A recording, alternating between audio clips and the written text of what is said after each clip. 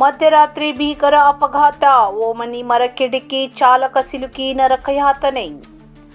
ಸಿರ್ಸಿ ತಾಲೂಕಿನ ಸೋಂದಾ ಕ್ರಾಸ್ ಬಳಿ ಬುಧವಾರ ಮಧ್ಯರಾತ್ರಿ ಸಂಭವಿಸಿದ ಭೀಕರ ಅಪಘಾತದಲ್ಲಿ ಓಮಿನಿ ವಾಹನ ಮರಕ್ಕೆ ಡಿಕ್ಕಿ ಹೊಡೆದ ಪರಿಣಾಮ ಚಾಲಕ ವಾಹನದೊಳಗೆ ಸಿಲುಕಿ ನರಕಯಾತನೆ ಅನುಭವಿಸಿದ ಘಟನೆ ನಡೆದಿದೆ.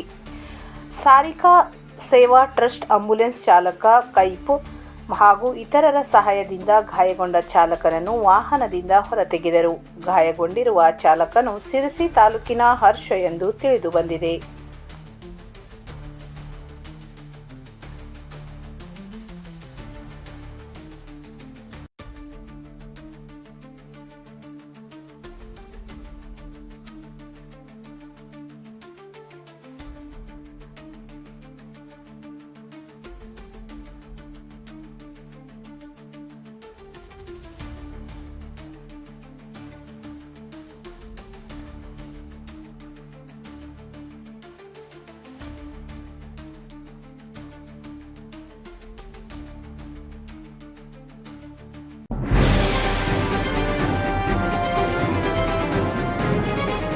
ಇದು ಖಾಲಿ ಡಿಜಿಟಲ್ ವಾಹಿನಿ, ಸತ್ಯ ಮತ್ತು ಸ್ಪಷ್ಟ ಸುದ್ದಿ.